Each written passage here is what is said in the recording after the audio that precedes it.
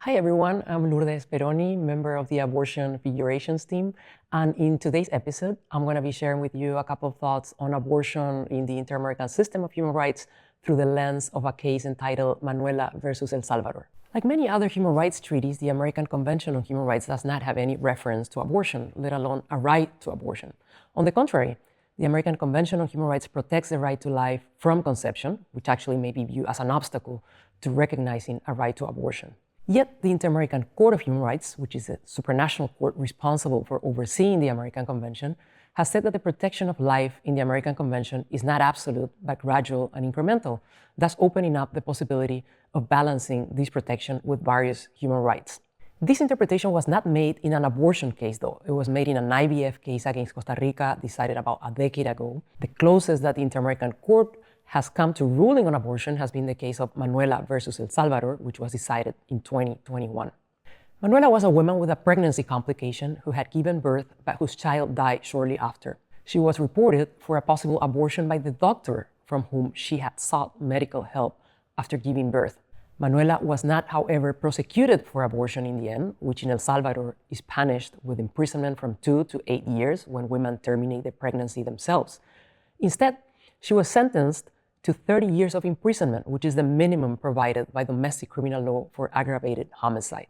The Inter-American Court of Human Rights framed the case as one of obstetric emergency, even though, one, Manuela had been initially reported by her doctor for possible abortion, as I mentioned earlier, and two, even though her case was decided against the backdrop of an absolute criminalization of abortion in El Salvador. The court thought that hers was an obstetric emergency case given the serious health risk inherent in the preeclampsia she had suffered while pregnant. The court found, among many other human rights violations, a violation of Manuela's right to a fair trial, a violation of her right to personal integrity, of her right to health, of her right to privacy and equality. The Manuela judgment is an incredibly lengthy and rich judgment, so it is impossible for me to do justice to the judgment in a brief video blog. However, I would just like to highlight what I consider two remarkable aspects of the court's reasoning in this judgment. So the first aspect is that the court mainstreams intersectionality across various findings of human rights violations.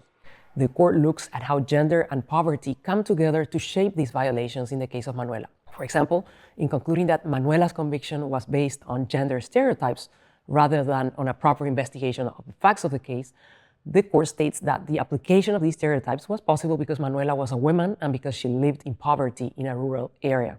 The other aspect I wanted to highlight about the court's reasoning in the judgment is that the court strongly links sexual and reproductive rights to the right to health. In fact, the court links sexual and reproductive rights to various human rights, but most notably, it speaks of the right to sexual and reproductive health as part of the right to health. So here the court follows the UN Committee on Economic, Social, and Cultural Rights, which, as you may know, in its general comment number 22, which was adopted in 2016, recognized that the right to sexual and reproductive health is an integral part of the right to health. Like this UN committee, the Inter-American Court also recognizes a negative and a positive dimension of the right to sexual and reproductive health. This right involves not only the right to make autonomous decisions over one's body and reproductive health, free from violence, coercion, and discrimination, but also access to reproductive health, services, information, and education. What is more, following the pseudo-text language, the Inter-American Court notes that this right includes access to the means to exercise the right to decide freely and responsibly the number and spacing of children. In mainstreaming intersectionality in the non-discrimination and equality analysis, and in speaking of the right to reproductive health as part of the right to health, the Inter-American Court's reasoning in the case of Manuela overlaps with key elements of a reproductive justice framework, which, as you may know, seeks to look beyond the individual right to choose and to focus more broadly on how socioeconomic factors may structurally shape people's reproductive lives, including how these factors may intersectionally disadvantage historically marginalized groups. There is another pending case against El Salvador before the Inter-American Court of Human Rights, the case of Beatriz.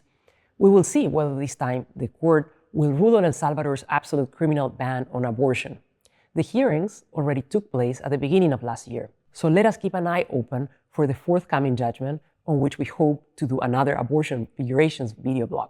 So we kindly invite you to stay tuned and to keep an eye open for another video blog on abortion in the Inter-American system once the judgment is out.